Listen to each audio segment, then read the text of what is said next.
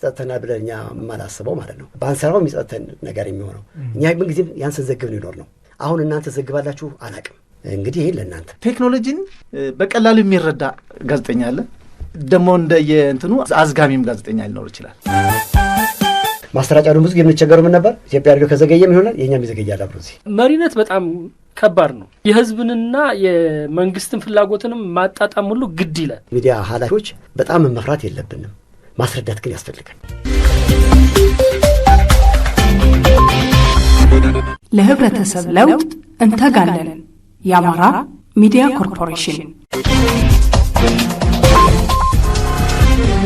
እንግዶቻችን እንኳን ደህና መጣችሁ ማለትን እንወዳለን እንግዲህ 1989 ግንቦት 16 የአማራ ሬዲዮ የምስረታ ጊዜ ነው ለዚህ ደግሞ የእናንተ አሻራ በጣም ብዙ ነው በማህበረሰቡም እንዲሁም በሚዲያው ማህበረሰብና መሪዎች እንግዲህ ስለ ሚዲያ ዛሬ ምን ይሉናል በተለይ ባለፉት 28 አመታት አሻራችሁ ቀደም ብዬ እንዳነሳውት የጎላ ነውና እዛ ላይ ያሉ ነገሮችን ነው ያነሳን ወደ ትዝታሞቻችሁ ምን ወስዳችኋለን እንዲሁም ደግሞ መሪነት ከሌላ ሙያ ጋርም በተለይ ሚዲያን መምራት ያለው አስተዋጽኦ ምንድነው በጠንካራ በክፍተት ብለን የምንላቸውንም እንደዚሁ በወፍ በረር ብዙዎችን እናወራለን ብዬ ነው ማስበው በቀዳሚነት ግን እንኳን ደህና መጡ ማለትን እንወዳለን አፍትሽ አዎ እንኳን ደህና መጣችሁ እንኳን ለ28ኛው አመት የአማራ ሬዲዮ ምስረታ አደረሳችሁ እንኳን አብሮ አደረሰ በጣም ጥሩ እንግዲህ ጥሪዎችን አክብራችሁ እዚህ ስቱዲዮ ስለተገኛችሁ እጅግ አድርገን እናመሰግናለን የአማራ ሬዲዮን የመራችሁ ሰዎች ናችሁና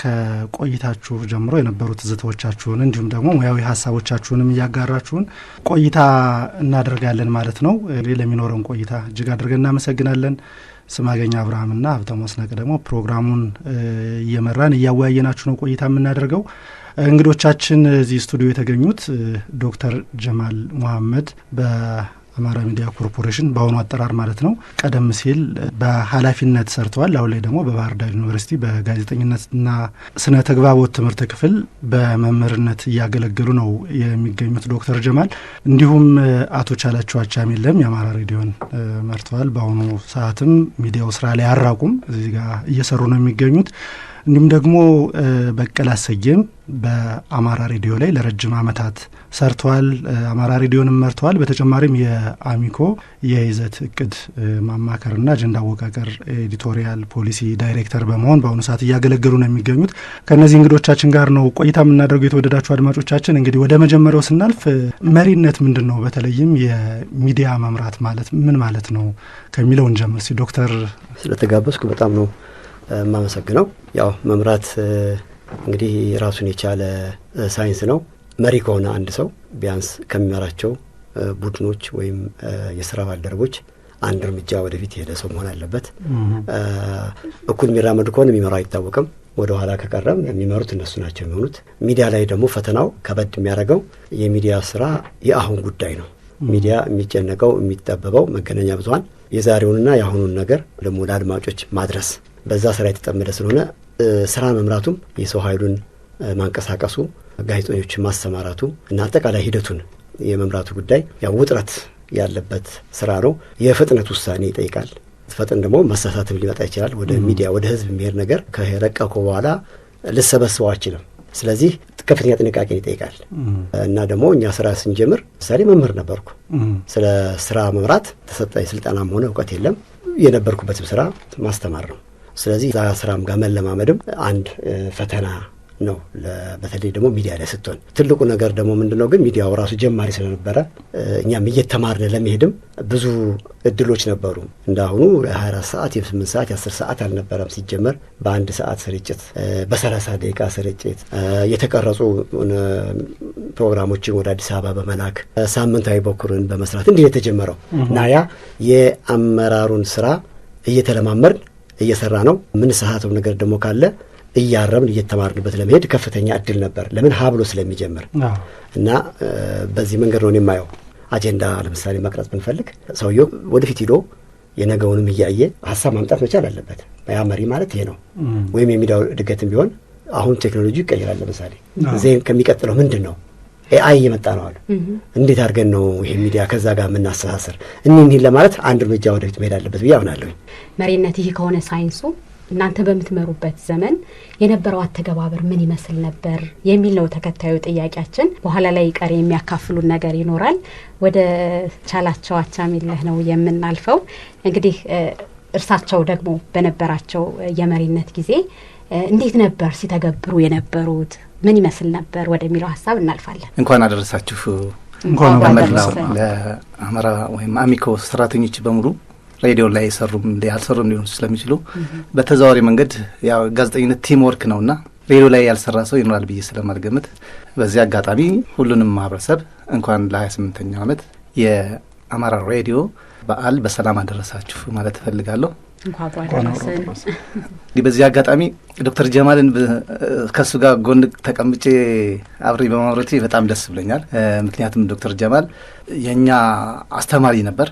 አስተማሪ ሲባል የቲዮሪ ብቻ አይደለም። በትምህርት ቤት ላይ አሁንም እያስተማረ ነው፣ ቲዮሪውን እያስተማረ ነው። እንደሚታወቀው አብዛኞቻችን የጋዜጠኝነት እንትን አልነበረንም፣ ትምህርቱ አልነበረንም፣ ይታወቃል። አብዛኛው ሰው ከተለያየ ሙያ በፍላጎት አንዳንዶችም ደግሞ አጫጭር ኮርሶችን ወስደው የሚመጡ ሰዎች ሲሰሩበት የነበረ ተቋም ነው። አሁን እድሜ ለባህር ዳር ዩኒቨርሲቲ በደንብ እና አሁን ሌሎችም ዩኒቨርሲቲዎች አሳድገውታል ጆርናሊዝምን። በዛ ምክንያት እያደገ መጣ እንጂ በጣም በፕሮፌሽናል የሚሰራ አልነበረም እና በዛው ልክ አመራርነቱም ተመሳሳይ ነው የነበረው። በልምድ ላይ የተመረኮዘ ነበር። ልምድ ያላቸው ሰዎች ካጠገቦች ከሌሉ በጣም ከባድ ነበር እና አሁን እነ ዶክተር ጀማል አይነት ሰዎች ነበሩ ለኛ ያኔ። እነሱ ሀይ ሌቭል ላይ ናቸው፣ ስራ አስኪያጅ ሌቭል ናቸው፣ በዋና ደረጃ ናቸው። ግን ከታች ወርደው ጋዜጠኛ ጋር አብረው ይሰሩ ነበረ። ስለዚህ እኛ ከነሱ የምንወስዳቸው ብዙ ነገሮች ነበሩን። ስለዚህ የአመራርነትን ብቃት ከነሱ እንቀስም ነበረ። ከዛም በኋላ አልፎ አልፎም በትናንሽ ኮርሶች የምንወስዳቸው አሉ።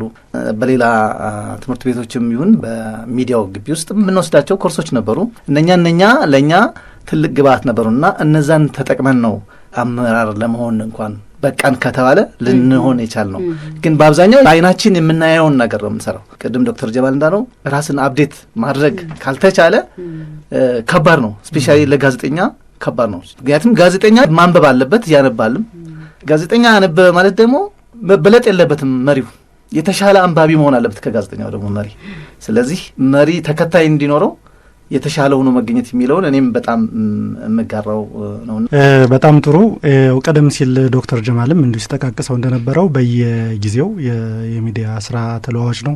በተለይም መሪ ሲኮን ደግሞ የተለያዩ ፈተናዎች፣ የተለያዩ ገጠመኞች ይኖራሉና በነበራችሁበት ዘመን የነበሩ ችግሮች ምንድናቸው የሚለውንም ብታነሱልን ደስ ይለናል። ቀደም ሲል ዶክተር እየነካከው ነበር ወደ አዲስ አበባ መላክ እንዲህ አይነት ነገሮች፣ ቴክኖሎጂው ችግር እና ሌሎች የሚነሱ ነገሮች ሊኖሩ ይችላሉ። ግን በየነበራችሁበት ዘመን መሪነትን ፈታኝ ሊያደርግ የሚችለው ነገር ምንድን ነበር? በተለይም ከሚዲያ ስራ ጋር የሚለውንም እንዲሁ በቂ አቶ ቻሌም ዶክተር ጀማልም እዚህ ተቋም ውስጥ አሻራቸውን አስቀምጠው ያለፉ ሰዎች ናቸው።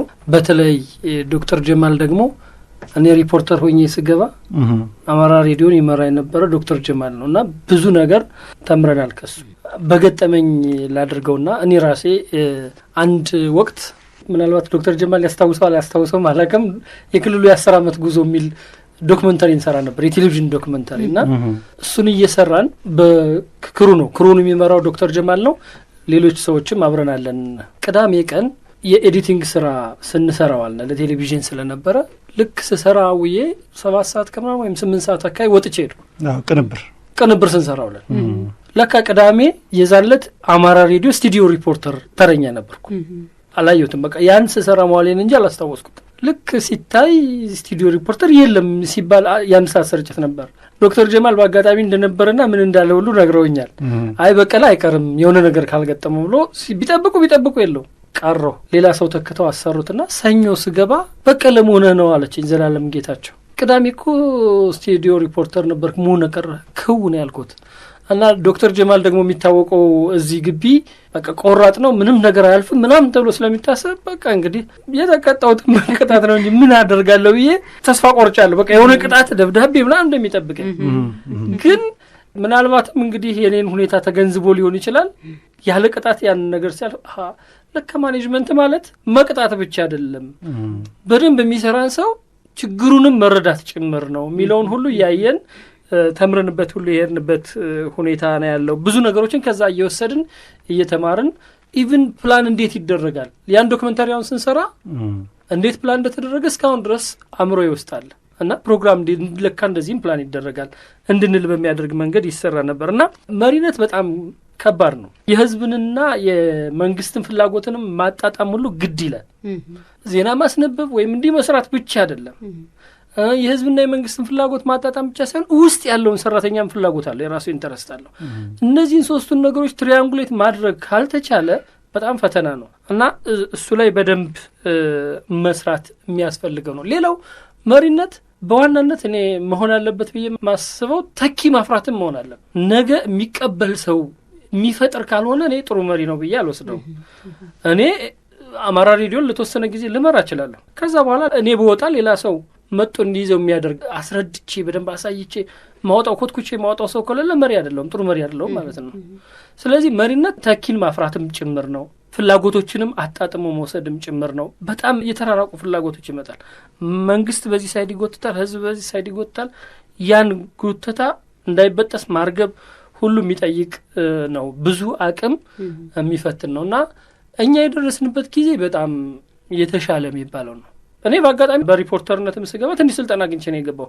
የመጀመሪያው አማራ ሬዲዮ ሲቋቋም ለአማራ ሬዲዮ ተብሎ የተቀጠርን ስለነበርን ከስዊድን የመጡ ድጋፍ ያደረጉልን ሰዎች ስልጠና ማዘጋጅተውልን ነበር። እንዴት ፕሮግራም ይሰራል፣ እንዴት ፕሮዳክሽን ይሰራል የሚለውን አብዛኛው ሰው ምናልባትም እነ ዶክተር ሲመጡ እነ አቶ ታቦር ከዛም በፊት እነ አቶ ብቃላ ሲመጡ ከየትምህርት ቤቱ የተሻሉ ናቸው ተብሎ የተሰበሰቡ እንደሆነ ነው የምንሰማው እንጂ ይሄን ብታደርጉ ጥሩ ነው፣ ይሄ በሬዲዮ ፕሮግራም እንዲሰራል ተብሎ የመጡ አይደለም። እኛ ከነሱ የተወሰነ ትንሽ እርሾ ስለወሰድን በተቻለ መጠን ችግሩ ብዙ ሳይልጠን ወይም ብዙ ሳይጎዳን የተወሰነ ነገር አስተዋጽኦአችን ለማበርከት እድል ተፈጥሮልናል ብዬ አስባለሁ። ቀደም ሲል አሁን በቀለ ያነሳቸው ሀሳቦች አሉ። በተለይ የመንግስትን ፍላጎት ወቅታዊነቱን መሰረት አድርጎ አጣጥሞ መምራት መቻልም አስፈላጊ እንደሆነም ሲያነሱልን ነበርና ዶክተር ጀማልን ወደ ኋላ ላይ እንጋብዛቸዋለን። በቀልና ቻሌ ግን ያነሱልን የሚችሉት ነገር ምንድነው? አሁንም በመሪነት ቦታ ላይ ስላላችሁ በዛ ጊዜ የነበረ የመሪነት ሁኔታ አሁንም ደግሞ መልካም እድልም ይዞ መጥቷልም ብለን ስላልከን ፈተናዎቹም አሉና እነዛን እንዴት ነው አጣጥሞ ማህበረሰቡ የሚፈልገውን የጠራ መረጃ ከማድረስ አንጻር የመሪነት ጥበብ እንዴት ይገለጻል? ምን ፈታኝ ነገሮችስ አሉት? አሁን ካለው ሁኔታ ጋር ማያይዘን ብናየው። ቻሌንጅን መልካም እንግዲህ ቻሌንጆቹ ብዙ ናቸው። በእኛ ዘመን የነበሩ ቻሌንጆች ሰራተኛ ወንበር እኮ አልነበረው። ጋዜጠኞች እንዲሁም ከነ ዶክተር በፊት ያሉትን ተውት። በቃ በእኛ ዘመን እንኳን ድንጋይ ላይ መቀመጥ ነበር። እኔ ስደርስ ድንጋይ ላይ ተቀምጦ መስራት ቻሌንጅ ነበረው። ይሄ ደግሞ አንደኛ ኮሚትመንት ይጠይቃል፣ የአመራሩንም ብቃት ይጠይቃል። ለጋዜጠኛው የሚሰጠውን መልስ አርኪ መሆን አለበት። ወንበር ፈልጎ ማምጣት ሲገባው ድንጋይ ላይ ተቀምጠህ ስራ ሲለው ሚዲያን ያክል ነገር የሚመራ ሰው የማሳመን ችሎታ ሊኖረው ይገባል። ዘገባው ሲሰራ በፍቅር መስራት አለበት። የግዴለሽነት መሆን የለበትም። ካልሆነ ውጤቱ ሌላ ነው የሚያመጣውና ተቃራኒ ስለሚያመጣ ከዚህ ይጀምራል። ኢቭን ወንበር የሌላቸው ቁመው፣ ሌላው ቢቀር እንኳን ጉድ ሞርኒንግ ሚቲንግ የሚባል አሰራር ነበረን። የስራዎቻችን የምንገመግምባቸው ጠዋት ላይ አብዛኛው ሰራተኛው ቁሞ ነው 1 ሰዓት 2 ሰዓት ቁሞ ነው ውይይት የሚያካሄደው። ግን እንደዚህም ሆኖ ለስራው ያለው ኮሚትመንት በጣም ከባድ ነበር። ጎበዞችም ልጆች ነበሩ፣ አሪያ የሆኑ ልጆችም ነበሩ። እነሱን ፊት እናወጣለን። ይህን ቻሌንጅ ተቋቁመው እየወጡ ያሉት ልጆችን ከፊት እናደርጋቸዋለን። በተቻለ መጠን ኤዲተር እናደርጋቸዋለን። በተቻለ መጠን አስተባባሪ እናደርጋቸዋለን። ምክንያቱም ቅድም በቂ እንደተናገረው አመራር ለመሆን ሌሎችን ከኋላ ይዞ መነሳት ይጠይቃል። አንደኛ የስራ ጫና ይቀንስልናል ለእኛ ለአመራሮች፣ ሌላ ነገር እንድናስብ ያገ። ሁለተኛ እነኚህ ሰዎች ይከተላሉ። ሌሎች ግፊት የሚያደርጉ ወይም ደግሞ ኮምፕሌን የሚያደርጉ ሰዎች ሳይገባቸውም ሆነ ከብዷቸውም ሆኖ እነኛን ሰዎች እያዩ ስራቸውን በአግባቡ እንዲወጡ ግን ደግሞ ጥያቄዎቻቸውንም እግር መንገዱን እንዲመለስላቸው የማድረግ ስራዎችን ይሰራ ነበር። ሌላው ቻሌንጅ ቴክኖሎጂ ነበር። በወቅቱ ቴክኖሎጂን በቀላሉ የሚረዳ ጋዜጠኛ አለ፣ ደግሞ እንደ የእንትኑ አዝጋሚም ጋዜጠኛ ሊኖር ይችላል። ስለዚህ እነዚህን ማጣጣም ይጠይቃል። እኩል ነው መስራት ያለባቸው ይለዋል። ፕሮግራም እኩል ቆጥሮ ነው የሚሰጠው፣ ተቆጥሮ ነው ቆጥሮ ማስረከብ ያለበት። ስለዚህ በመሀል ላይ የሚፈጠሩ ችግሮች አሉ። ስለዚህ እነኝን ችግሮች የመፍታት ብቃት ሊኖረው ይገባል አመራሩ። ካልሆነ ተሰጥቷል፣ ተሰጥቶሻል፣ ትሰሪያለሽ፣ ትሰራለህ ብሎ ካለፈው ሚዲያው ባዶ አየር ነው የሚሆነው። ስለዚህ የጭቅጭቅ ምንጭ ይሆናል። ለስራ ምቹ ሁኔታዎችን መፍጠር በማይቻልበት ደረጃ ላይ ይደረሳል ማለት ነው። ሌላው ቴክኖሎጂ በራሱ ከእውቀት ማነስ ምን ሊሆን ይችላል። በልዩ ልዩ ምክንያቶች ቴክኖሎጂ ራሱ ሌላው የሚፈጥረው ጫና ምንድነው? ለምሳሌ ማስታወሰው ቴዲዩን የሚባል አንድ እንትን ነበር፣ እኔ በእኔ ዘመን ማለት ነው። ቫይረስ ነበር። ጋዜጠኛውን በጣም ነው የሚያባላው የነበር ያኔ። አይ ቴዲዩን አይደለም ያጠፋው አንተ ነው ያጠፋህብኝ፣ ስለዚህ እኔ ነገ እኔ እንደዚህ እንደሆን ስለምትፈልግ ወይም ስለምትፈልጊ የሚል መነሻ ይነሳል። እንደዚህ አይነት እንትኖች በጣም በጣም ከባድ ነበሩ። ይህን ቴክኖሎጂ ካለማወቅ ነው እንጂ ቴዲዩን እንዴት ማጥፋት ይቻላል፣ ከቴዲዩን ውጭ እንዴት መስራት ይቻላል፣ ቴዲዩን ምንድን ነው፣ ሪሊ ቫይረስ ነው ወይ ሰው ነው ወይ የሚያጠፋው ምናምን፣ ይሄን ማወቅ ይጠይቅ ነበር። ይሄን እስክናውቅ በጣም ብዙ ጊዜ ፈጅቶብን ነበር። ጋዜጠኞች በጣም የሚማርሩበት ጊዜ ነበርና በሂደት ግን ነገሮች እየተስተካከሉ የቴክኖሎጂ እውቀታችንም እየጨመረ ሲሄድ እያደገ ሲሄድ አጫጭር ስልጠናዎች እየመጡ ሲሄድ እነኚህ አይነት ነገሮችን እየቀነስን ወደ ተሻለ ነገር የመጣንበትን ዘመን እናስታውሳለን። ኢቭን ስቱዲዮ ራሱ በጣም አሁን ካለው ስቱዲዮ ጋር ምንም ልናወዳድረው የምንችል አልነበረም ያኔ። በእርግጥ እኔ የተወሰነ 1 ዓመት ወይ 2 ዓመት እዚህ አዲሱ ስቱዲዮ ሰርቻለሁ። ይሄ ቴክኖሎጂ ራሱ ልዩ ነበር ለኛ፣ እንደ ብርቅ ነበር የምናየው። አሁን ላይ ምናልባት ደግሞ የተሻለ መጥተው ሊሆን ይችላል። እነኚህን ቴክኖሎጂዎች ራሱ ለማወቅ ያለው ጉጉት በጣም ከፍተኛ የሆነ ጋዜጠኛ ሊኖር ይችላል፣ ምንም የማይመስለውም ጋዜጠኛ ሊኖር ይችላል። ስለዚህ እነኚህን ማስታረቅ ደግሞ ሌላ ቻሌንጅ ነው። ከዚህ አትሞስፌር ጋር እንዲዋሃድ የማድረግ ጋዜጠኛዋን አስማምቶ የሚፈልገውን ነገር በሚገባ እንዲሰራ የማድረግ ብቃት ይጠይቃል መሪነት። ስለዚህ እንደዚህ አይነት ቻሌንጆች ሁሉ አልፈን ነው ዛሬ እንደዚህ አይነት አትሞስፌር ላይ እናንተ የደረሳችሁት ማለት እንችላለን። በጣም መሰረታዊ ችግራችን የነበረ እኔ በመራሁበት ጊዜ 801 መካከለኛ ሞገድም የማሰራጫ ጣቢያችን ነው። እሱ በተሰራበት በ97 አንድ ትልቅ ስኬታችን ነበር። ያኔ ዶክተር ጀማል የነበሩ ይመስለኛል ያስመረቁት ምን ያሉት እና ስርጭቱን ራሱ ከ1 ሰዓት ወደ 6 ሰዓት ለማሳደግ ያበቃን ነበረ። እኔ በመራሁበት ጊዜ ደግሞ በጣም ትልቁ ቻሌንጅ ነበር 801 ኪሎርስ እና አንድ ቀል ጓደኞቼ የማኔጅመንት አባላት የተወሰነ ክሩ ወደ ቅርንጫፎች ይሄዳል። እዚህ ቅርንጫፍ ነው አላላቸውም እንግዲህ ማን ነው የሚለውን ሰውየው እንዳትሄዱ አላ። በአጋጣሚ አንድ በስራ አእምሮውን ትንሽ ያመመው ሰው የኛ ባልደረባይ ነበር። ያመመው ሰው ይገጥማቸዋል እና አሞት የሚለው ምንድነው በኩር ነው የሚላለው ያ ሰው። ከዛ እየተቀላለዱ ጓደኞቼ ሁሌ 801 ስለነበር በቂ ቢያመው ምንድነው የሚል 801 ነበር የሚል እና የ801 መካከለኛ ሞገድ ማሰራጫ በጣም ኳሊቲው ወርዶብን 100 ኪሎዋት ነው ግን በቃ በተለያዩ ምክንያቶች ወደ 60 ኪሎዋት ምናምን ደርሶ ስርጭቱ በጣም ተጎድቶ ነበር። ይሄ ሁሌ ህመሜ ነበር። አሁንም ችግሩ ቀጥሏል። አሁን እኔ 801 ይፈታ አይደለም እኔ አሁን ጥያቄ ሌላ አማራጭ ነው መፈለግ ያለበት። 801 በተፈጠረበት ጊዜ የኤሌክትሪክ ታወሮች ምናምኖች ብዙ ስላልነበሩ ብዙ ቦታዎችን ይደርስ ነበር፣ ስርጭት ጥራት ነበረው። አሁን 801 ብንጠግነውም የሚፈለገውን ያህል ውጤት ስለማያመጣ ምንድነው ማየት ያለብን ተብሎ መታሰብ እና ያለበት። ከዛ ውጪ በዛን ጊዜ የነበረው መቅረጽ ድምጽ እኮ ችግር ነበር። መቅረጽ ድምጽ ስቶር ተቀምጦ ሳምበዲል ተጠቅሞ ያበላሸው ሳያውቀው በደንብ በቃ እየተቀባበልን ነበር የምንሰራው። ያ አንድ ትልቅ ፈተና። ኢቭን ካሴት እንኳን ፈተና ነበር። ካሴት ለማውጣት በቁጥር ገድበን የምንሰጥበት ጊዜ ነበርና ለመምራት ይሄ በጣም ብዙ እንቅፋት ነው የሚፈጥረው።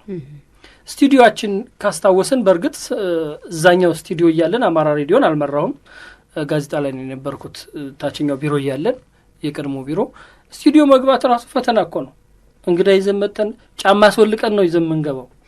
ስዊድኖቹ የነገሩን አቧራ በጣም ሴንሲቲቭ ስለሆነ የመሳሪያ ጫማ ተለብሶ መገባት የለበትም የሚል ስለነበረ ጫማ ለማስወለቅ ፈተና ነበረ። ያቺን አማራጭ እንኳን ለመፈለግ ምንና ፔስታል እናድርግ ምንና ፈተና ነበር ይሄን ሁሉ ማጣጣም። ከዛ ውጪ የኮምፒውተር ዘመን ሲመጣም ቻሊያንስ ሰው ማስለመድ የሚለው በጣም ፈተና ነበር። አንዳንዱ ቶሎ ፈጣን ሆኖ ገብቶ የሚሰራለ፣ አንዳንዱ ደግሞ ልክ እንደ ፎቢያ የሚይዘዋል። አንዳንድ ነበሩ ቆየት ያሉ ከሌላ አካባቢዎች ሬዲዮ ላይ ሲሰሩ ቆይተው የመጡ ምናምን ለመልመድ ራሱ ብዙ ችግር ነበረው እና ይሄን ሁሉ ማጣጣም ያስፈልጋል። አንዱን ካንዱ እንዲማር ያደረጉ ወደ ተቀራረበ ነገር እንዲመጡ መስራት የመሪው ዋና ፈተና ነበርና ብዙ ነበሩ ፈተናዎች። አሁን ደግሞ በአንጻራዊ ሁኔታ የተሻለ ነገር አለ፣ ግን ቀላል ነው ማለትም አይደለም። አድገው የመጡ ፈተናዎችም አሉ። እነሱን ለመወጣት መሪም የሆነውም መስራት ይገባዋል ማለት ነው። የአማራ ሬዲዮ አጀማመሩ ላይ ትንሽ ባወራ ደስ ይላል። አማራ ሬዲዮ 801 ያልከው እሱ ከመምጣቱ በፊት የመጀመሪያው የአማራ ድምጽ ነበር። የአማራ ድምጽ እንደውም የአማራ ሬዲዮ ድምጽ ነበር ያሉት መጀመሪያ። በቃ ለምን ይሄ ቃላት ማባከን ነው፣ ሬዲዮ መሆኑማ ይታወቃል፣ በሬዲዮ የተናገርን ሬዲዮ ማለት የለብንም እየተከራከረ የአማራ ድምጽ ወደሚል አጸደቅኩ ማለት ነው። እና አንድ ለውጥ እሱ ነው። አሁን ጀመር የሚባል ደግሞ ነበረው። አሁን ይጀምራል ነበር በኢትዮጵያ የተለመደው ጀርመን ሬዲዮም የአሜሪካ ሬዲዮ ኢትዮጵያ ሬዲዮ አሁን ይጀምራል ነው የሚለው። ኖ ጀመረ ወዲህ ይጀምራል። ምንድን ይጀምራል እኮ ትንሽ የሚቆይ ነገር አለ። ጀመረ ማለት አለብን ብለን እንደዛ ነው። ጀመረ ማለት የጀመረው እኛ ነን። ይላል ተረብም ይተረባል እኮ ጀመራ የአማራ ሬዲዮ ይባላል።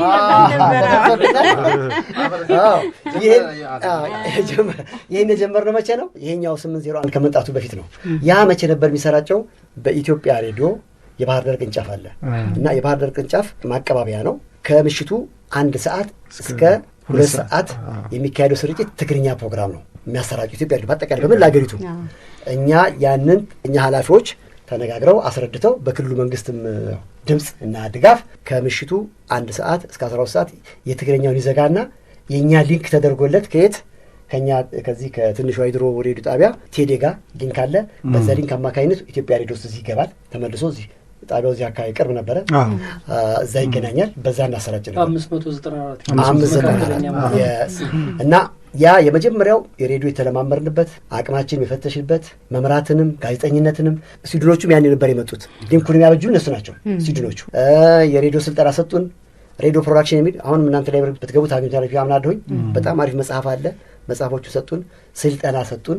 ስልጠናው ራሱ እጅግ በጣም ኢንተረስቲንግ ነበር። አንደኛ እነሱ እጅግ በጣም ዘመናዊ በሆነ መንገድ የተማሩትን እዚህ እኛ አንዲት ባህር ዳር የምትባል በዛ ጊዜ በቃ መንደር በለው መጥተው ስልጠና ሊሰጡን እና ያ ስልጠና በጣም ነው አቅማችን ይገነባልን። እንዳውም በኋላ ላይ ምን ሆነ እኛ ጋር አሁን ቅድም ያላቸው ቻሌንጆች ማበላሸት፣ መድገም፣ መስራት ምን ማለት ከዚያ በኋላ ጥሩ ጥሩ ጋዜጦች መውጣት ጀመሩ። ከዛ ቀጥሎ የመጣ ፈተና ግን ምንድን ነው? ኢትዮጵያ ሬዲዮ ሲያስፋፋ፣ ፋና ሲያስፋፋ እየጣሉን ሌሎች አማራጮች ሲመጡ እንደውም ምን ተባለ? ማሰልጠኛ ጣቢያ ተብሎ ሁሉ ያዳል። ያም ሌላ ፈተና ነበር። ፉክክሮች መልስ ፉክክር ሲበዛ ገበያ ላይ የጋዜጠኝነት ትምህርት ጋዜጠኝነት የሚያስተምር አንድም ተቋም አልነበረም። የኢትዮጵያ ማስ ሚዲያ ማሰልጠኛ እስከሚከፈት ድረስ እሱን ተከፍቶ 2 ዓመት በኋላ ነው መሰልጠን የጀመረው። ከዛ በፊት ባለው ጊዜ ኢትዮጵያ ውስጥ ሌላ ጋዜጠኛ ሊቀጠር የሚችል ሰው አልነበረም። የኛዎቹ በቀጥታ አዲስ አበባ ሄዳሉ። እንደገና አዲስ ሰው እንጀምራለን እዚህ እንደገና እና ስራችን ሂዶ ደህና ጥራት ጀምሮ እንደገና መልሶ ይወርድ ነበር። ሁለተኛ ፈተና ቅድም ያሉ ቴክኖሎጂው ቴፖች ነበሩ ስቱዲዮቹ ያመጡልን በሲዳ ሰፖርት ነው። እጅግ በጣም ዘመናዊ ናቸው በዛ ሰዓት እጅግ በጣም ዘመናዊ። ግን ይሄ 801 አሁን በቂ ያነሳው ምን ሆነ? የሚሰማበት ቦታም ድምፁ በቃ ይሞት። ሁልጊዜ ይመጣልን ፊድባክ ምንድነው? ድምፁ አይሰማም። ምክንያቱም ቴክኒካሊ ያንን በደንብ ኦፕሬት አድርገው መቅረጽ የኛዎቹ ልጆች ቀላል የማይባሉት በጣም ተቸገሩ። ወደ ላይ ደግሞ ሲችሉበት ስማርት የሆነ ድምፅ መምጣት ጀመረ።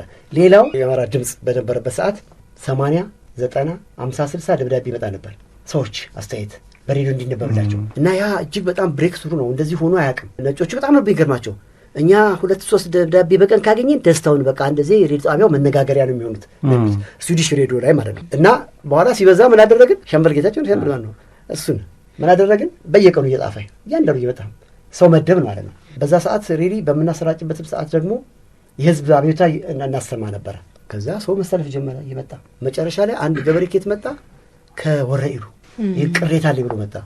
ይሄ ነገር ከቁጥራችሁ ውጭ የሆነ ነው። ቅሬታ በጣም በበዛ ቁጥር ትንሽ አስቸጋሪ ይሆናል እና በኋላ ላይ መጠኑንም ምኑንም ቀነስ ነው እንጂ ከፍተኛ የሆነ ተቀባይነት ያገኘው መጀመሪያ በቀለ የተረከቡት ይሄኛው ጣቢያ በዛ ነው ኤክሰርሳይዝ የተደረገው። በትልቁ ነው ኤክሰርሳይዝ ያደረገው በኢትዮጵያ ሬዲዮ በሚሰራጨው ነው። በጣም ሬዲዮ ጣቢያውን ለማስተዋወቅ የበቃ ነው ማለት ነው። አንዱ እንግዲህ ፈተና ቴክኖሎጂ ራሱ ፈተና ነበረ። ማስተራጫ ደግሞ ብዙ የምንቸገረው ምን ነበር? ኢትዮጵያ ሬዲዮ ከዘገየም ይሆናል የኛም ይዘገያል አብሮ እዚህ አንዳንድ ጊዜ ስዊች አያደርጉልንም ይቆርጡብናል። በመሀል ደግሞ ቀድሞ ያኛው ይገባል፣ ማስታወቂያ ይገባበታል፣ ቀድሞ ይገባል። ኢትዮጵያ ሬዲዮ አማርኛው ቀድሞት ይገባል እዚህ ላይ በቴክኒሻኑ እጅ ስላለ ማለት ነው፣ በእነሱ እጅ ስላለ። ስለዚህ ያው በኩርኩም መቱን ማለት ነው። ሚዲያ ላይ እንግዲህ አሁን እንደዚህ ያወራን በመሀል ሌላው ከገባ ያንተ ተቀባይነት ያው እንግዲህ ይመታል አብሮ። እንደው ከሶስታችሁ ማን ነበር በጣም ዲሞክራት የሆነ መሪ? ማን ነበር አምባገነን? እና እርስ በርሳችሁ ብታወሩ ብትነግሩን ደግሞ ደስ ይለናል ማለት ነው።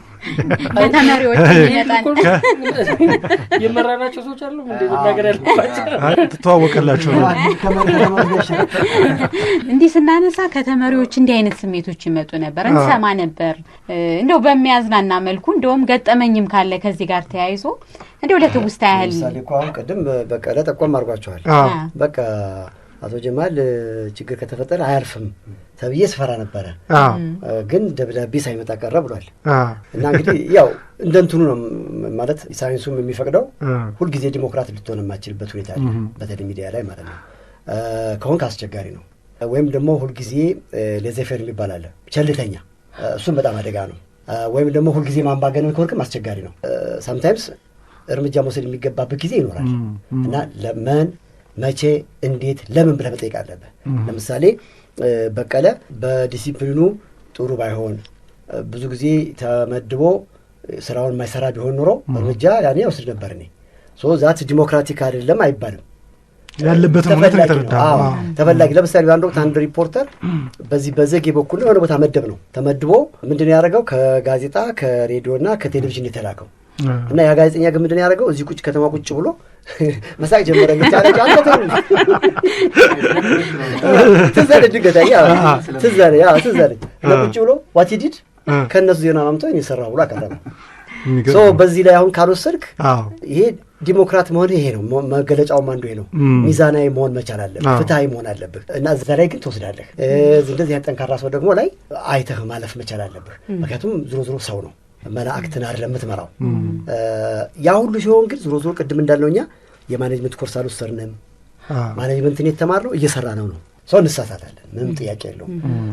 ግን ዋናው ነገር አንድ ሰው ሆን ብሎ ወይም ደግሞ አታክ ለማድረግ ብሎ አስቦ ሲሰራው ነው አንድ ነገር በጣም ክፉ የሚሆነው። አንድ ከእውቀት ማነስ ከልምድ ማነስ የሆነ ነገር ሁለቱንም ታሻሽላቸዋለህ። በነገራችን ላይ የኔ የራሱ የመጀመሪያ ዘመቻ የነበረው ማንበብ ነበር። ወደዚህ እንደመጣው ጋዜጠኛውን ስባል እኔ ቱቢ ፍራንክ ድንገት ነው የተነገረኝ። እኔ ደሴ ቲቲአይ መምህር ነበርኩ። በዛ ሰዓት መምህራን ማሰልጠኛ ተቋም ውስጥ መምህር ነበርኩ። ሲምፕሊ ደብዳቤ መጥቶ ነው ጋዜጠኛ ነህ ተብዬ የተባልኩት እና ደውዬ ጠይቄያለሁ። እዚህ ወይ መተው ወይ መምጣት ነው የተባልኩት እና ግን ከመጣም በኋላ ያደረግነው ነገር ምንድን ነው? ግን የጋዜጠኝነት ምንድን ነው የሚፈልገው? መጽሐፍት በጣም ነበረ ማደረው ይገጽ ከባህር ዳር ዩኒቨርሲቲ ያመጣለሁ ከተለያየ ቦታ። እንደአሁኑ ኦንላይን ምናምን የሚባል ነገር የለም። የመምራት ችሎታህን በለው ራሱ ጋዜጠኝነትን። ምክንያቱም መጥቶ ሲሰጠኝ በቀለ የሆነ ዜና መጥቶ ሲሰጠኝ ምለው ነገር መኖር አለበት። ያን ምለውን ነገር ከየት ነው የማገኘው? ከሰማይ አይወርድልኝም። እዚህ ደግሞ ተመድቤያለሁ ኤዲተር ሆኜ አክዜማ ኃላፊ ነው የተባልኩት። ራስን አውዲት ማድረግ አለብህ። ኤኒዌይ እኔ አሁን ደብዳቤ የጻፍኩት የማስታውሰው አይዶን ነው አንድ ብቻ ነው የማስታውሰው። ያም ደግሞ እኔ በጋዜጠኛ አይደለም የጻፍኩት ሰው እኔ ማስታውሰው ማለት ነው። ግን ልንነጋገር ልንጨቃጨቅ እንችላለን። ሰጣ ገባ ምናምን ይኖራል። ይሄ ደግሞ ቲም ወርክ ነው። ቅድም ቻላቸው እንዳለው የቡድን ስራ ስለሆነ ተሰብስበን በዛ ጉዳይ ነው የምናወራ። እኔ እሱን ስራ ያለው እሱ የኔን ያህል በዛ መካከል መነጋገሮች ምኖች ይኖሩ ይችላሉ። ደግሞ ካልቸር አለ። እናንተ 28 ዓመት ወደ ኋላ ሄዳችሁ ስለ ዲሞክራት አመራር እያወራችሁ ነው ያላችሁ። ግን የመጣንበት ካልቸር ሜቢ አሁንም ሰዎች ዲሞክራቲክ በሆነ መንገድ የመምራት ችግር ይኖርባቸው ይችላል። ካልቸርም ተጽዕኖ ስላለው ባህላችን በአብዛኛው ከላይ ስትሆን ማዘዝ አይደለም መንገር ማስፈጸም እንጂ አብረህ እንዲህ ማድረግ የሚል ብዙም የለውም። ገዝ ብዙም የለ ትእዛዝ ነው። ያ አይነት ካልቸር ስላለ ያም ተጽዕኖ ይኖርብናል። ንጹህ ነን ልንል አንችልም። ለማንኛውም ግን እንኳንም እነዚህ ሁለቱ ጋር አይዶን ነው ተቀያየው ነገር አለ እዚህ ይቅር እንድንባባል ማለት ነው። ግን ወደ ኤክስፔሪንስ ሄደን እስቲ ወደ ነበቄ ወደ ነቻሌ የምንምጣ ብሽም በመሪነት ዘመን የማይጠፉ ስንነጋገር ወዳልሆነ አጋጣሚዎች የሚወስዱ ነገሮች ማይጠፉምና ምናልባት እዚህ የሚሉ ነገሮች ካሉ እኔ አክቹአሊ ብዙ ገጠመኝ የለኝም፣ ግን ብዙ ቻሌንጆች ነበሩ የምናስታውሳቸው። እኔ በእርግጥ የሁለተኛ ዲግሪን እየሰራሁ እያለ የእኔ ካራክተር ምንድን ነው በአመራር ደረጃ ቱ ቢ ፍራንክ ሴቶችን ማስቀደም እወዳለሁ። እንግዲህ ብልጥ ነህ ልትሉኝ ትችላላችሁ። ምክንያት አለኝ ይህን ማድረግበት ምክንያት። ሴቶች ሪስፖንሲብል ናቸው ለእኔ ማለት ነው። ለእኔ ከተሳሳትኩ ልታረም እችላለሁ። ሴቶቹ ስሰጣቸው አሳይመንታቸውን ቆጥረው እንትላሉ። ምክንያቱም ሬዲዮ የአየር ሰዓቱ አየር ላይ ባዶ ከሆነ ብዙ ውርደት አለው። አድማጭን ብቻ አይደለም የምንጎዳው፣ እኛ ራሳችን ተመልሰን የመስራት ሞራላችን በጣም ነው የሚወርደው። በግምገማ ወይም ደግሞ በጉድ ሞርኒንግ ሚቲንግ በነበረው ወቅት በነበረው የምናሻሽለው ነገር አልነበረም። ስለዚህም በጣም ብዙ ሴት ጋዜጠኞች ነበሩ ከእኔ ጋር አብረው የሚሰሩት። አጋጣሚ ሆኖ እድለኛ ነበርኩኝና አስተባባሪዎች ነበሩኝ፣ ኤዲተሮች ነበሩት ሴቶች እና እነኚህ ሰዎች በደንብ አድርገው ነው ኮች የሚያደርጉት ጋዜጠኛውን በደንብ ኮች ያደርጋሉ። ስለዚህ የእኔ ቻሌንጅ ቀነሰልኝ። ምክንያቱም ሴቶቹ ሲወልዱ ብቻ ነው የሚቸገሩት። በቃ ፍራንክሊ ለመናገር ማለት ሴቶቹ ሲወልዱ እኔ ጨምሬ እቸገራለሁ። ቆጥረን የምንሰጣቸው ቁጥሮች ብዙ ስለነበሩ ለሌሎች ስንሰጥ ያለምዱ ሰዎች ያኔ ይቸገራሉ። ወንዶቹ ደግሞ ቶሎ ስራቸውን ጣጣጣ አድርገው መውጣት ነው የሚፈልጉት። እስከ መጨረሻው ቆይተው የአየር ሰዓት ላይ ያለውን ሁኔታ አድምጠው ምናምን በትዕግስት የመቆየት እንትን የላቸውም። ይሄ ማለት ግን ሁሉም ጋዜጠኛ ማለት አይደለም፣ ማጆሪቲው ነው እንደዛ አይነት። ስለዚህ እኔ ይህን ሲስተም እጠቀም ነበር። ሴቶችን ወደ እኔ ከፍ ወዳለ ቦታ እንዲመጡ በማድረግ አሳይመንት መስጠት፣ ከታች ያሉ ፕሮግራሞችን እንዲከታተሉ የማድረግ ስራዎችን የመስጠት ዝንባሌ ነበረኝ። አሁንም እየሰራው ስለሆነ በዛ በሚዲያውም ላይ ስላለሁኝ ጥሩ ትሬንድ ነው ብዬ አምናለሁ። ከገጠመኝ አንጻር እኔ አልነበርኩም። በእርግጥ ግን እንደ ቻሌንጅ የምናየው እኔ ባህርዳር ዩኒቨርሲቲ ለሁለተኛ ዲግሪ እየተማርኩ እያለ ክረምት እዛ እየተማርኩኝ ምናልባት አንቺም ትኖሪያለሽ እና ለእኔ ስቲል የሚገርመኝ ነው። ለእኔ ሪፖርተሮች ይዘገያሉ። ሲዘገዩ በሩን እንዲዘጋ ይደረጋል። ምክንያቱም በሰዓቱ ኑና ፕሮግራማችሁን የተባለውን አስተያየት ሰምታችሁ መልስ ስጡበት ነው። ትክክለኛ ኮሜንት ነው። ስለዚህ እንደዚህ ሲደረግ ፈደው ጋዜጠኛ እንዳይገባ በሩ ይዘጋበታል። ሲዘጋበት ተመልሶ ይሄዳል። ስለዚህ እንደ አንድ ፎልት በነጥብም በምንም በምናምን ይያዝበታል። ያኔ በማስታወሻ ይያዝበታል፣ ነጥብም ይቀነስበታል። አላስገመገመም፣ ቁጭ ብሎ መልስ አልሰጠበትም ምናምን፣ ስለዚህ ነጥብ ይቀነስበታል። አንድ ወቅት ቼር የምታደርገው ልጅ ታረፍዳለች፣ የምትመራው ልጅ እነሱ ገብተዋል፣ ቀድመው ዘጉባት። ልግባ ጭቅጭቅ ነበረ እና እኔ እዛ ትምህርት ቤት እያለሁ ሁሉ ተደውሎልኛል። እኔ አሁን ምን ላድርግ እዚህ ትምህርት ቤት ነው ያለሁት፣ መምጣት አልችልም። አንደኛ ረፍት ነው ወስጄ አሁን ብመጣም ረፍት ላይ ስለሆንኩኝ እኔ ኢንተርቪው ማድረግ አልችልም። አጠገብ ላሉ ሰዎች ኃላፊዎች አሳውቁ እና እኔ አሁን ይሄን እኔ እንደ ቀልድ አይደለም ማየው፣ ቻሌንጁን ነው ማየው። መሪ አሁን ዲሞክራት ነው የሚሆነው እንደዛ ያደረገውን ሰው ወይስ ቸልተኛ ነው የሚባለው ዝም ካለ ወይስ አምባገነን ነው የሚባለው? እንደዚህ አይነት ነገሮች ያጋጥማሉ። ሚዲያን መምራት በራሱ በጣም ፈታኝ ነው። ስለዚህ እንደዚህ አይነት ነገሮች ሁሉ ታልፈዋል በእኛ አመራር ዘመን ለማለት ነው።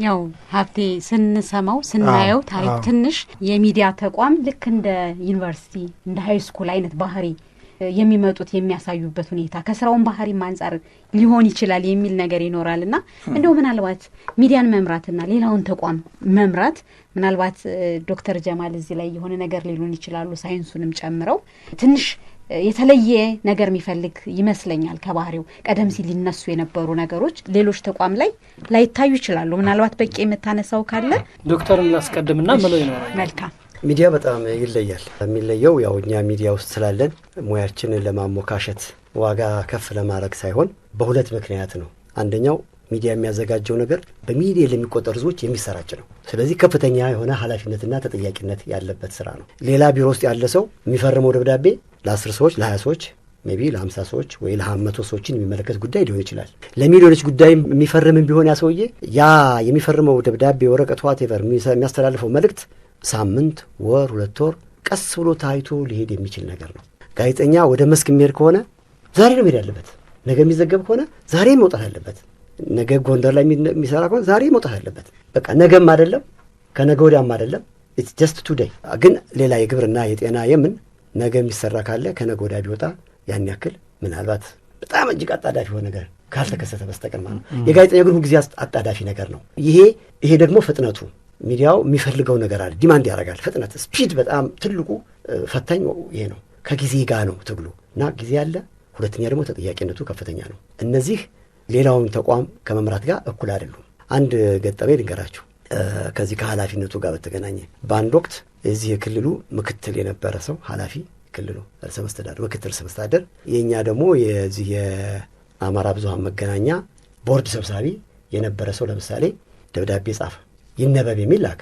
እኔ ያኔ የሩጣቢያ ኃላፊ ነኝ። በዛ ሰዓት አንብቦ ብሎ ወረቀቱ ደብዳቤ የሱ ሾፌር ይዞ መጣ እና በወቅቱ እዚህ ባህርዳር ዩኒቨርሲቲ ተማሪዎች የሆነ ግጭት ነበራቸው ከዩኒቨርሲቲው ከመንግስት ጋር እና የተወሰኑት መስጊድ፣ የተወሰኑት ቤተክርስቲያን ገብተዋል፣ የተወሰኑት ግቢ ያሉ፣ አብዛኛው ወጥቷል። እና ደብዳቤው ምንድን ነው የሚለው? በ24 ሰዓት ውስጥ ባህር ዳር ለቃችሁ ውጡ ነው የሚለው። ወይ ግቢያችሁ ግቡ ወይ ውጡ ነው የሚለው። አምባገነን ይሄ ነው አይደለ የሚል ነው። እና ያ ደብዳቤ መጣ። ቅዳሜ ወይ እሑድ ቀን ከሁለቱ አንዱ አስታውሳለሁ። ቢሮ ነበርኩኝ፣ አነበብኩት። ማህተም የለም፣ ፊርማ የለውም። ግን የሰውዬ የአለቆች አለቃ ነው። በፈለገ ሰዓት እኔ ከኃላፊነት እንድነሳም ማድረግም ምንም እስከ ማሰርም የሚችል ሰው ነው። ከዚያ አነበብኩትና በቃ እንዲፈርምበት ንገረው፣ ስሙን ጽፎ ይፈርምበት አልኩት። አልተፈረመም፣ ስም አልጻፍበትም አልኩት። ደነገጠ ሹፌሩ ማለት የዛ ጊዜ የሰውየው ቦዲጋርድ ማለት ነው። በዛ ዘመን ቦዲጋርዱ ነው የሚያገለግል ነው። እና እንደ ጉድም አየኝ እኔን ራሴን። የግድ ነው ካልተፈረምበትና ስም ካልጻፍበት አይሄድም አልኩት። አይነበብም ስለው እሺ ስልኩን ፍቀድልኝ አለው። ያኔ ሞባይል የለም። ከዚያ ስልኩን ሰጠሁት። ግን ደስ የሚለው ሰውየው ኃላፊነት እየተወጣ መሆኑን መረዳቱ ደስ ብሎኛል። ይዞ ሄደ፣ መጣ፣ ፈርሞ ስሙ ጽፎ አመጣ። በቃ ይሄንን ያኔ ዘነበች ደስታ ወርቅ የምትባለው የቴክኒክ እንት ነው። ያው ጋዜጠኛ ነባል። አንቺ አስረሽ ያጂ ይቺ ቴክኒሻን ነው የኔም ያንቺ የሚሆን ይቺ ወሰደላት መረጃ ነው። ይቺ ማስረጃ ያ አንድ ሰውየው ከዛ በኋላ ከድርጅቱ ሰዎች በኋላ ተገምግሞ ምናምን ከኃላፊነት ሲነሳ አንዷ የተነሳችበት ይቺ ነጥብ ነበረች። እንዲህ ጽፈህ ተነሱ ብላ በ24 ሰዓት ብለህ። ምክንያቱም አንድ ሰው በሀገሪቱ ውስጥ የትኛውን ቦታ በሕገ መንግስቱ መሰረት የመቆየት መብት አለው። ያቺ ባትፈረም ኖሮ ግን ሁል ቢ ሬስፖንሲብል አውዳብኝ እና ምንድነው አንዳንድ ጊዜ ኃላፊዎች ኦቨር የሚያስቡት ነገር አለ፣ ሊያዙ የሚፈልጉት ነገር አለ። ግን ሚዲያ ማለት ይሄ ፈተና ነው። እኛ አንደኛ የሚዲያ ኃላፊዎች በጣም መፍራት የለብንም፣ ማስረዳት ግን ያስፈልጋል። እኔ አስታውሳለሁ አንዳንድ ጋዜጠኞች መረጃ አልሰጥም ይሏቸዋል ኃላፊዎች እና ደውዬ አናግር ነበር። ጥቅሙን እነግረዋለሁ ለሰውየው። እዚህ ላይ እኮ ያንተ ሀሳብ አለመጨመር ተቋሙ ትክክል እንዳልሰራም እንደው የሚሆነው እና እንደዛ ያስፈልጋል። ግን የዛን ሰዓት ሰውየው ያለምን ውጣ ውረድ ያን በማድረጉ አንድ ጊዜ ደግሞ ሽጉጥ ይዞ የመጣ ኃላፊ ነበር። ሽጉጥ ይዞ ይገባለሁ አለ። ይዞ አይቻልም። ስለዚህ ወደ እኔ ይመጡብኛል። ስለዚህ እንግዲህ እሱ ከሆነ ይዘው ይግባ ካልክ መርህ ተጣሰ። በሌላ ጊዜ ሌላ ችግር ይመጣ ተጠያቂ የሚሆነው ሰው ይጠፋል ወይም ወደ አንተ ይመጣል እና ያ ኃላፊ እሺ ብሎ አስረክቦ ገብቷል። ሌላ ግን ደግሞ በጣም ማስታውሰውና ሪሊ በጣም ጥሩ ስረቷል ምለው ሚዲያው የህዝብ ቅሬታ ሲመጣ በተለይ ትልቆች ቅሬታዎች ሲመጡ የመፈናቀል ሳይቀር ከወለጋ ከምን ተፈናቅለው ሊመጡ እስከ ፍኖተ ሰላም የተለያዩ ቦታ እስከ ቡሬ የሚቀመጡ ሰዎች ነበሩና እኛ ጸጥተና ብለን እኛ የማላስበው ማለት ነው በአንሰራው የሚጸጥተን ነገር የሚሆነው እኛ ምን ጊዜም ያን ስንዘግብ ነው ይኖር ነው። አሁን እናንተ ዘግባላችሁ አላቅም። እንግዲህ ይሄ ለእናንተ አሁን ያለውን እናንተ ናችሁ የምታውቁት። እኛ ግን እንዘግብ ነበር። ማሰራጨት ሌላ ነገር እንዘግባለን። ጋዜጠኞች ይሄዳሉ፣ መረጃዎች ይሰበስባሉ። ሁሉ ነገር ካለቀ በኋላ በየወቅቱ ለነበሩት የክልሉ ፕሬዚዳንቶች አዲሱ ለገሰ በነበሩበት ጊዜ አዲሱ ለገሰ፣ አቶ አያሌው ጎበዜ በነበሩ ጊዜ አያሌው ጎበዜ፣ አቶ ገዱ አንዳርጋቸው በነበሩ አንዳርጋቸው፣ አቶ ዮሴፍ ረታ በነበረ ጊዜ ለእነሱ አዘጋጅተን እንሰጣለን እዩትና። ከዛ ግን አብዛኛዎቹ አሰራጮች ተብለ የተሰራጨ እኔ አላስታውስም። ከሁሉ ግን የማረሰው አንድ ሰው ሉማሜ የሚባል ቦታ ላይ ሰውየው እዛ ያለ ካድሬ አስሮት ገርፎት አሳይቶኛል። ይሄ በሙሉ ተተልትሏል ሰውነቱ፣ ጀርባው ምናምን መጥቶ ቅሬታ ቀረበ። ኤዲቶሪያል አቀረብኩኝ። የኛ የበላይ ኃላፊዎች ቀረበ። ይሰራ ተብሎ ሄዱ ጋዜጠኞች ሉማሜ ሄደው መረጃ ሰበሰቡ። በመካከል እየሰበሰቡ እያለ ከአዲስ አበባ የሆነ አንድ ትልቅ ኃላፊ ከትልቆቹ ትልቅ እንግዲህ ስም መጥቀስ ብዙ ላይ ያስፈልግ ይችላል። እሱ በዛ ሲያልፍ የዛ አስተዳዳሪ የገረፈው አስተዳዳሪ ጋር ቅርብ ግንኙነት ስላለው በዚህ ተደውሎ በሙሉ ጋዜጠኞች እቃቸውን ሰብስባችሁ ተመለሱ ተባሉ። ያንን ማቋረጣችን አስታውሳለሁ። እና እኛ በዚያ ወቅት እውነቱን ለመናገር እስከምንችለው እንሄዳለን። ከዚያ በኋላ ግን ባለው ደግሞ ዝሮ ሰራጭ የሚፈልገው ሚዲያዊ መንግስት ነው። የሚፈልገውን ማሰራጭ እሱ በፈለገው ብቻ ነው የሚሄደው። ግን የፈለገውን ነገር ብቻ እያደረገ ግን ይረበለን እኛ አልተውንም፣ እንሰራ ነበር። ሙስናም ቢሆን እንሰራለን። ሆቴቨር ግን አፕሩቭ እንዲደረግ ደግሞ እንጠይቃለን። ከዛ በላይ መቼም ማድረግም ደግሞ አቅም ይጠይቃል። ማለት ሪስኩ ከፍተኛ ነበር። ሚዲያ ያው ዝሮ ኃላፊነት ያለበት ስራ ነው። እኛ ኃላፊነታችን ለመውጣት ብዙ ጥረት አድርገናል። ዲሞክራት አምባገነን ብቻ ያላችሁ በዛ ዙሪያ ብቻ ስትከረከሩ ጊዜ እንደ አይነቱ ነገር አለ። አይ ጥሩ ነገሮችን ነው ያነሳችሁልን። ምናልባት በቂ የምትለዋል መሰለኝ። እሺ፣ አይ ትንሽ ለመጨመር ያህል ነው እንጂ ዶክተር በደንብ ነው ያብራራው። ማለት ሚዲያ መምራት ሌላ ተቋምን ወይም የሌላ ክፍልን የመምራት ያህል ቀላል አይደለም። ዶክተር እንዳለው ብዙ ሰርክልና ትንሽ ጠባብ ሰርክል አድርገን ማሰብ እንችላለን። አሁን አንድን የሕክምና ተቋም ሊሆን ይችላል ወይም ግብርና ምናምን ስትመሩ ወይም ሲመራ እንደሚገባኝ ያ የግብርና ቢሮ በሚሰራበት ኤሪያ የተገደበ ነው። አድሮ ውሎ መወሰንም እድል አለው። የኛ ግን አማራ ሬዲዮ አማራ ክልል ብቻ አይደለም እኮ የሚሰማኝ ነበረው። በጣም ኦሮሚያ ወለጋ አካባቢ በጣም ብዙ አድማጮች ነበሩን የሚደውሉልን ቋሚ ደንበኞች። አሁን ድረስ ደቡብ ክልል የሚደውሉ ነበሩ። ሶማሊያ ክልሉ ሳይሆን ወጦ ከዛ እንኳን የሚደውሉ ሰዎች ነበሩ። ኢትዮጵያ ነው እና ውሳኔ ስትወስን እነዛን ሁሉ የሚነካ ነገር እያደረግክ እንደሆነ እያሰብክ ነው የምትወስነው። ለምሳሌ አይ ችግር የለውም ብለን ወለጋ ላይ የሆነ ችግር ተፈጠረ እንዲህ አሉ ምናምን ብለን ብንሰራ እኛ እዚህ መናገራችን እዛ ሌላ ኢምፓክት አለው፣ ሌላ የሚያስከትለው ጣጣ አለ። ልክ ሐኪሙ እዚህ ላይ የሆነ መድኃኒት ቢያዝለት ከታካሚው ጋር ብቻ ነው ግንኙነቱ የሚሆነው። እኛ ግን አንዲት ነጠላ ዜና ክልሉን አገርን ልታነቃንቅ ትችላለች። ስለዚህ አማራ ሬዲዮ ነው ብሎ ዝም ብሎ በቀላሉ ውሳኔዎችን ለማሳረፍ አይመችም። ዙሪያ ገባውን ማየት በደንብ መጠንቀቅ ያስፈልጋል።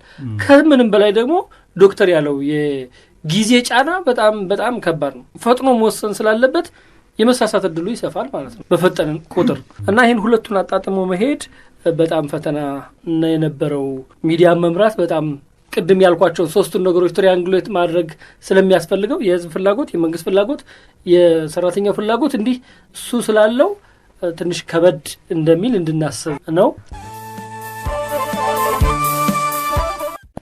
ጥሩ ሀሳቦችን እያነሳን ነው። ሰዓታችንም እየሄደ ስለሆነ ዋና ዋና ነገሮችን የቀሩት ላይ እንድናተኩር፣ አንደኛው አማራ ሬዲዮም በመምራቴ ሚዲያም በመምራቴ እና አይነት ነገሮች በማድረጌ እንደወደለኛ ነኝ።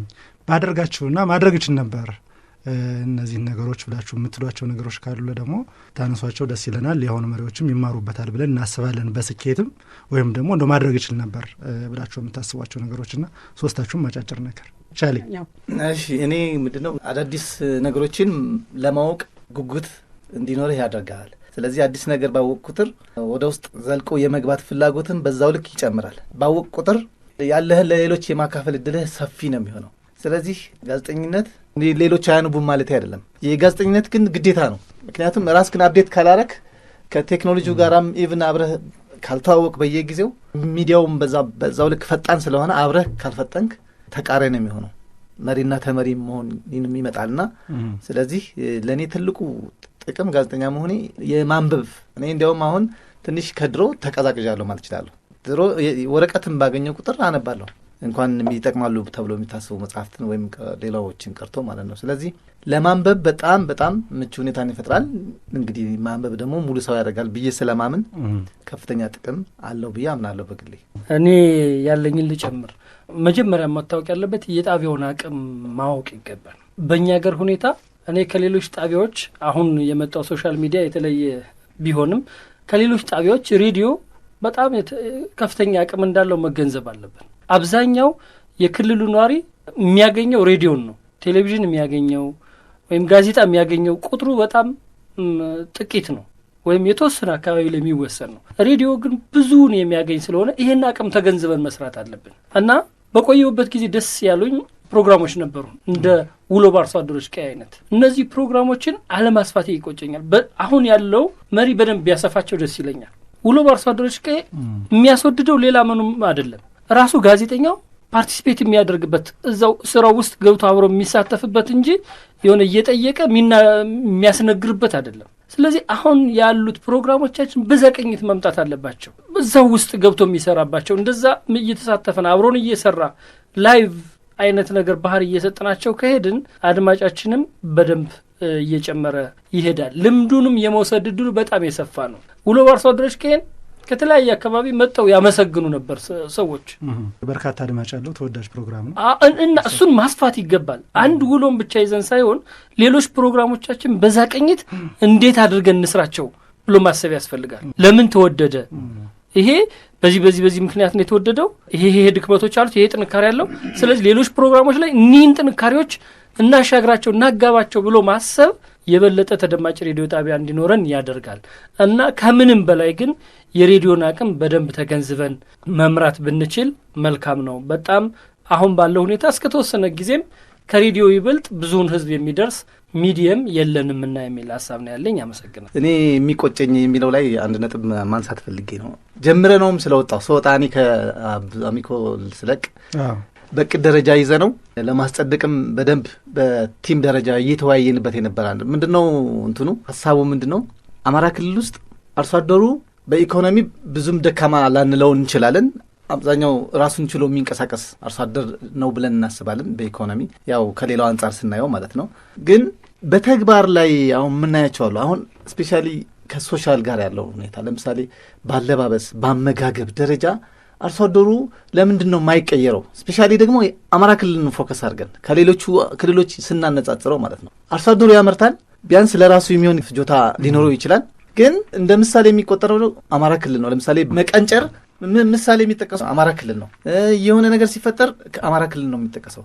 ቅቤው እያወጣ ይሸጣል፣ እንቁላል እያወጣ ይሸጣል፣ በሬ እያወጣ ይሸጣል። ሁሉም ነገር አለው አርሶ አደሩ። የሚፈጠረው ደግሞ አመጋገብ ችግር ነው። ስለዚህ እዚህ ጋር ላይ ምንድን ነው ለውጥ ማምጣት ያልቻል ነው የእኛ ስራ። እዚህ ጋር ሬዲዮ ደግሞ ስራው ይሄ ነው መሆን ያለበት ብለን አንድ ነጥብ ይዘናል። ሌላው ኢቭን ባለባበስ ማለት ነው። አርሶ አደሩ በሬ ሽጦ መጥቶ ካልስ እንኳን መግዛት አይፈልግም። በእግሩ ነው መሄድ የሚፈልገው። አንድ ኮንጎ ጫማ ገዝቶ ለብሶ መሄድ አይፈልግም። አንዳንዴም እኮ የምናየው ነገር አለ። ጫማውን በዱላ አድርጎ በእግሩ የሚሄድ አርሶ አደርም አለ።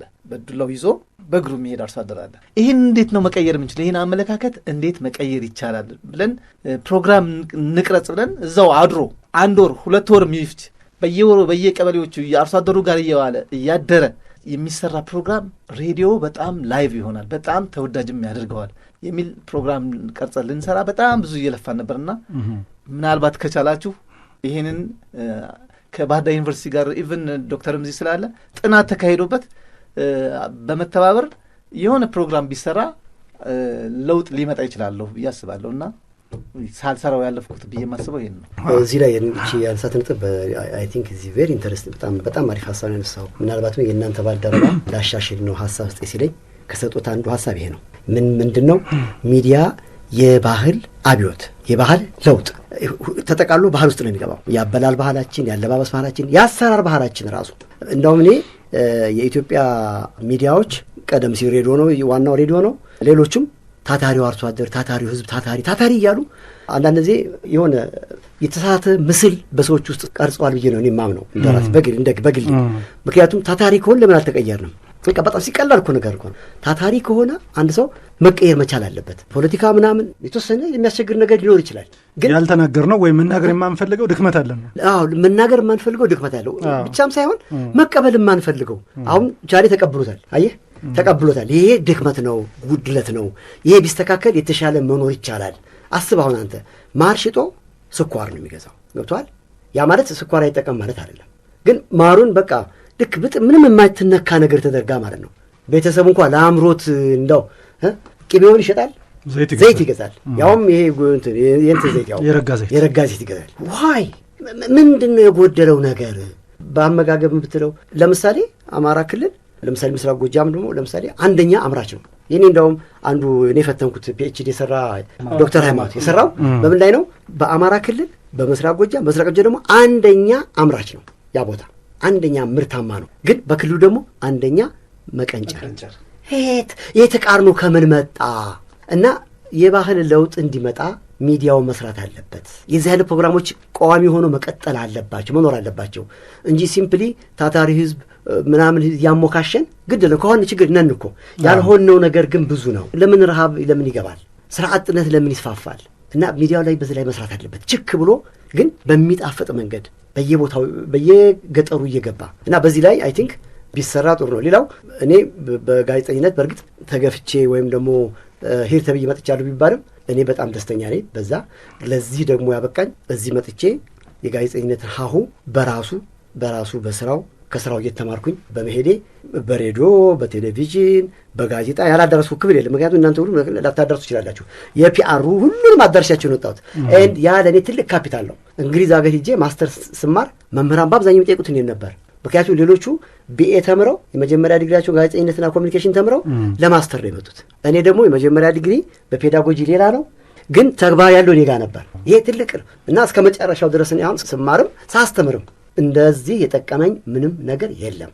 ከፍተኛ የሆነ ምናልባት ተጠቃሚ ከሚባሉት አንዱ ቁጥር ላይ ካሉት ሰዎች አንዱ እኔ ነኝ እና ቀላል ልምድ አይደለም ያካበትኩት ማለት ፈልጌ ነው። እና ስለዚህ ሚዲያው ሪሊ በጣም ነው ለእኔ የጠቀመኝ።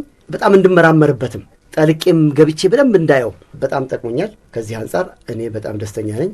ሳልሰራው የሚለው ነገር ግን እኔ ብዙም ምናልባት ጊዜውም ስለረዘም ነው ይችላል። እነዚህ ቅርብ ጊዜ ነው ተሰሳቸው። እኔ እንግዲህ 10 ምናልባት 20 ምናምን አልፎታል። ግን የማስታውሰው የለም። ግን ብዙዎቹ ነገሮች መሞከራችንን መታገላችንን በደንብ አስታውሳለሁ። ሁሉ ላይ ግን ውጤታማ ነበር ለማለት ደግሞ ያስቸግራል። ያው ቅድም ያልናቸው እንዳሁኑ የተመቻቸ ነገር የለም። በጣም ጥሩ። ሶስታችሁንም በጣም ነው የማመሰግን። ጥሩ ጥሩ ሀሳቦችን ያነሳችሁ፣ መልካም ቆይታም አድርገናል። አማራ ሬዲዮን የመሩ ሰዎች ጋር ነው ቆይታ የምናደርግ ስንል አንተ አንዱ እንደሆንክ ሲያውቁ ስራው ላይ በቃ ድርድር የለም የሚሉ ሀሳቦች አንስተውን ነበርና በአጋጣሚ ተማሪ ሁኜ ማስተማር እና የዶክተር ጀማል ተማሪ መሆን ሲገጥመኝ እንዴት ልማር ነው የሚል ሀሳብ ነበረኝ አለችኝ አንዷና፣ ግን የተለየ ሰው ሆኖ አገኘሁት አለችኝ። ስለዚህ ቀደም ያነሳው ጥያቄ ከዚህ ጋር የተያዘ ነው። የአመራርነት ባህሪያችሁ እኔ ኢንተርቪው ላድርግ የሚል ሀሳብ ይዛ ነበር። አይ ባመቻቸውት የሚል ሀሳብ ይዘን መጣን። ደስ ስላለኝ ነው ያነሳችሁት ሀሳብ። ቻሌና በቂ አሁንም ሚዲያው አመራር ላይ ነው ያላችሁ።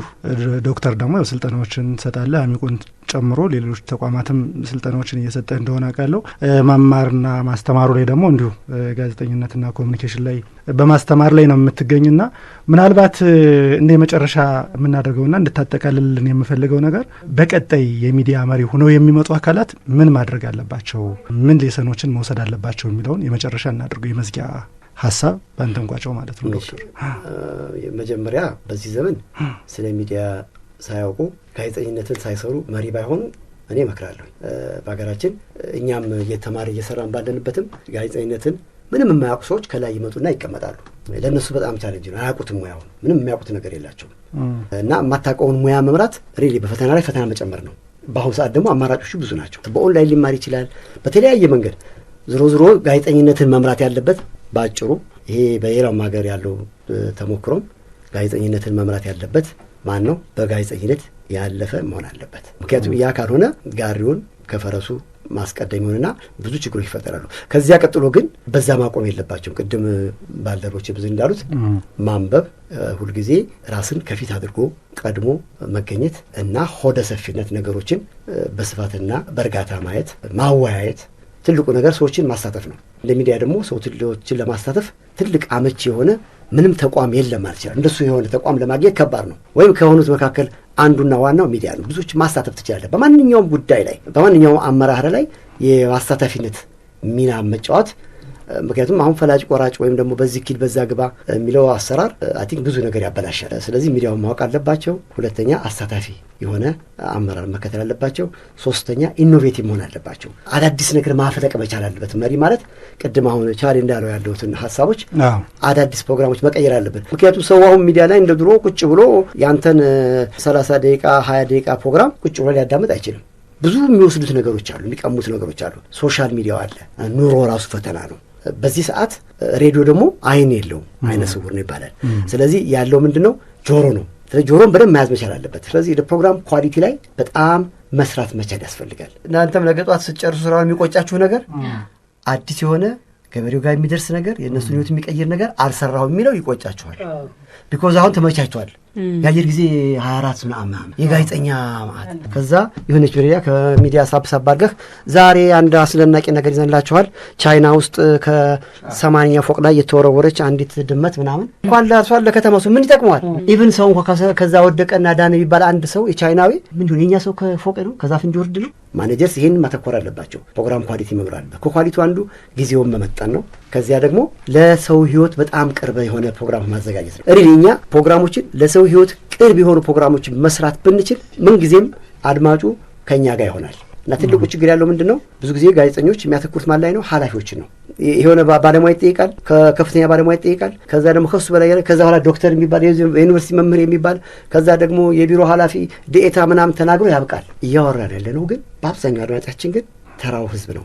ወይም ደግሞ ባለታሪኩ ማግኘት ነው። የጉዳዩ ባለቤት ኤክስፐርት አይደለም፣ ኃላፊ አይደለም፣ የዩኒቨርሲቲ ዶክተር ወይም ዲኤታ አይደለም። ያ ነዋሪው ህዝብ ነው። ስለዚህ ማንኛውም ፕሮግራማችን የነዋሪውን ህዝብ ፍላጎት እና ሳብ ያካተተ መሆን አለበት። እነዚህ በአየር ላይ የተንጠለጠሉ ፕሮግራሞች አድማጭ ያላቸው። በአሁኑ ሰዓት የሚዲያው ፍትጊያ በጣም ከፍተኛ ነው። ከዚህ አንጻር ፕሮግራሞችን በአዲስ መንገድ መቅረጽ ያስፈልጋል እና ማኔጀርስ ይህንን ልብ ብለው ሊያዩት ይገባል።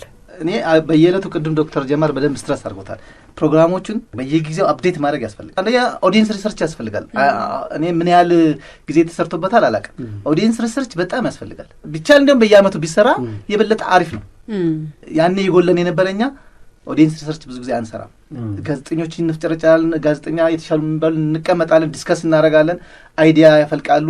ያን መርጠን ተወያይተንበት ነው አየር ላይ የምናውለው ወደ ቀረጻ የምንወስደውና የበለጠ ደግሞ ኦዲየንስ ሪሰርች ቢኖር የበለጠ አሪፍ ይሆናል። እሱን ተጠቀሙ። ሁለተኛ አርሶ አደሩ ላይቭ ያውራ። ብዙ ፕሮግራሞችን ላይቭ አድርጓቸው፣ አርሶ አደሩ ያውራበት። በቃ ይሄ ገጠር ሰርስሮ የሚገባ ሚዲያ ነው። አሁን ሰው ተሰላችቷል፣ በሶሻል ሚዲያው ተወጥሯል። እዚህ የከተማው ሰው እርግጠኛ ነኝ አያዳምጠንም። ስለዚህ እናንተ አርሶ አደሩን ልቀቁት፣ ያውራ፣ እንደፈለገ ብሶቱን ያውራ፣ ደስታውንም ያውራበት።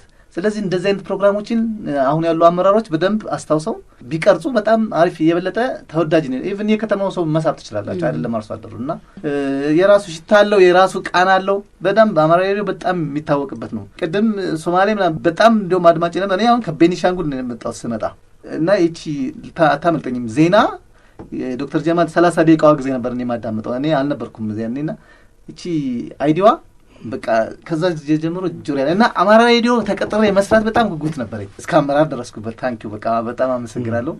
በርቱ። እኔ በጣም ደስ ብሎኛል አሁን ላላችሁበት ደረጃ ራሱ በጣም ነው ደስ ያለን። እኛም እንግዲህ 28 ዓመታችንን በትጋት ብለናል። በእናንተን መነሻ በማድረግ እኛም ማስቀጥለናል። አክብራችሁ ጥሪያችንን እዚህ ድረስ ተገኝታችሁን የመሰለ ተሞክሯችሁን ስላጋራችሁን እጅግ አድርገን ነው የምናመሰግነው። እኛም እናመሰግናለን።